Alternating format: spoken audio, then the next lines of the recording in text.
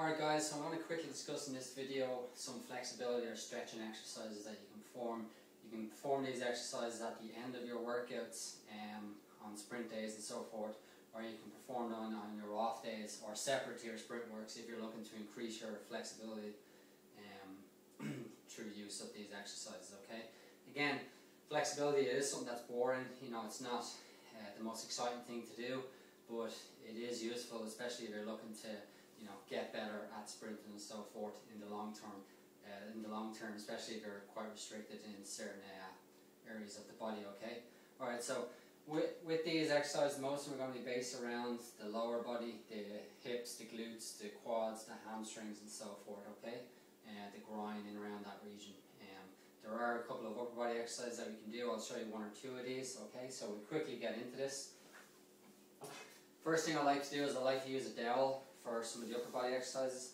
First, when you're going to come down into a grounded split squat stance, you're going to take the smooth or rounded end, of a dowel, place it into your hand like so, grab onto the other end with the opposite hand, keep your shoulders forward, and then from here, you're going to reach back with this hand. I'm pushing through the dowel, getting a stretch on the left side, so I'm getting a stretch through my pec, through my shoulder, through my bicep.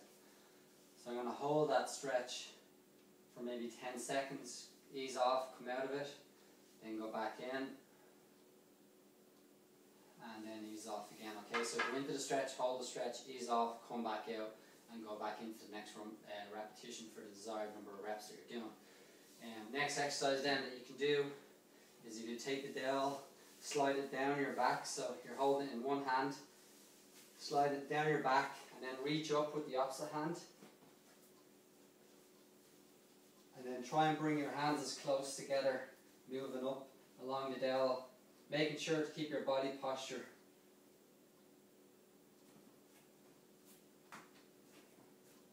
Okay, so you want to keep your head up, eyes focused out. So those are two basic ones for the upper body. With the lower body then, a lot of the stretches you want to make sure you watch your posture, okay? Especially on a lot of hamstring based exercises. You'll see a lot of people do the old toe touch, rounding out the back. Alright, so again, if you're going to do any type of standing stretching exercise, make sure you keep your posture, so get your feet a little bit apart, and then you're almost going to do like a hip hinge or a deadlift type motion. You want to keep your chest up, slide your hands down your thighs, eyes down and out in front of you, come back up. Okay, and you're not locking the knees straight, it's going to be a little bit of a bend on the knee joint. Alright, most of your stretches I recommend doing them grounded. Again, we're doing a lot of stuff standing on our feet, and anyway through our resistance training sprinting, so it's nice to get away from standing based exercise and get to the ground. Again, if you're doing a hamstring stretch using a chair or some type of elevated surface that you're going to elevate the foot onto, again, don't compromise your posture in reaching for the toe. Okay, keep your chest up, contract your quad, push down, increase the stretch in the hamstring. If you're going to reach forward, make sure you keep that chest up and movement from the hips, not necessarily rounding out the back and reaching forward. So again, chest up, contract the quad, increase the stress in the hamstring. Okay. Again, I like to do grounded stretches, so I'll use like a band, loop it around my foot twice, then come onto my back, head on the ground, slight knee bend, and then pull the band in. Come out of the stretch, and then back into the stretch. Okay, what I might also do then is go from this stretch out here like so.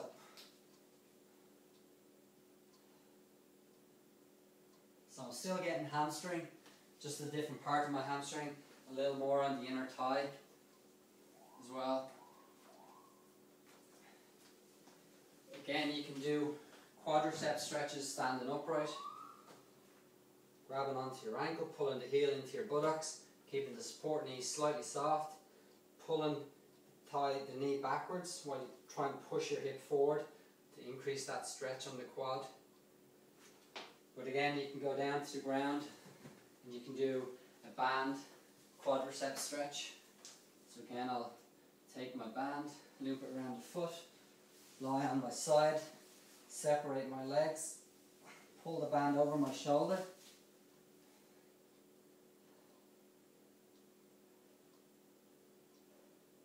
and hold that stretch. Okay, so that's a different way of doing the quadriceps stretch without having to stand, just using the band instead. You can also do the one you've seen in the mobility series. It's going to get the quads and the hip flexors. So a knee drive to the wall, so you're in your split stance, front foot a few inches away from the wall, back foot in tight to the buttocks. Then you're going to drive that front knee into the wall, keeping the heel flat on the ground. Hold the stretch, come out of the stretch, and then go back in. Okay. Now groin, what you can do with the groin, most people used to do the old butterfly type stretch. So you'd come down, feet together, chest up, and try and pull the knees down towards the ground. One better way to do it is if you flip over.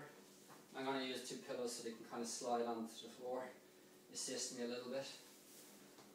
So what I'll do, one knee on each pillow, I'll come down into like a plank position, let my knees just slide out apart, and then what I can do is I can sit back into it, increase the stretch, come out of it, sit back in, come out,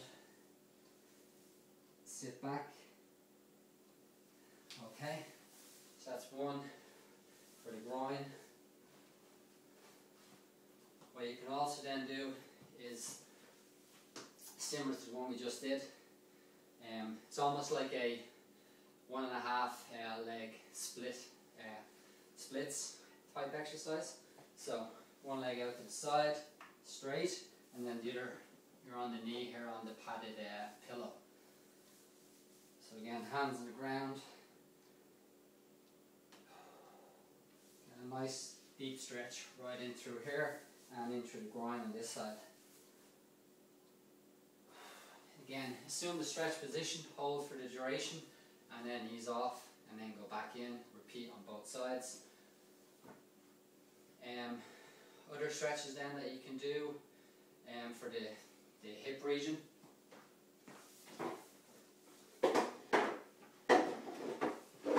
Seated stretch.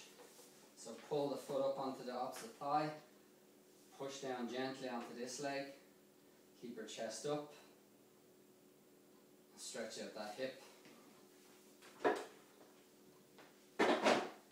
Again, you can do this one the old school way on the ground, cross the leg, hands through the thigh, head back, pull this thigh in so it pushes against the foot, and then with this arm, I'm going to push out against this thigh.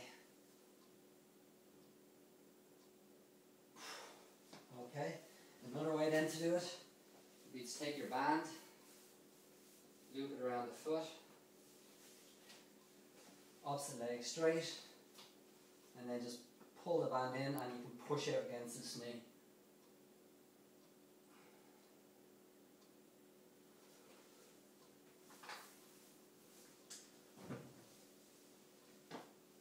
So that's another way to do that one. Then, you know, standing type split stretch, if you're going to do one of these,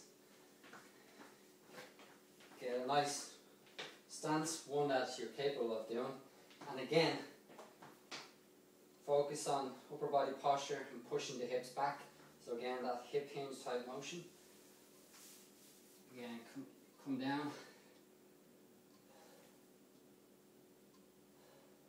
hold the stretch, and you can walk your feet out further if you need to.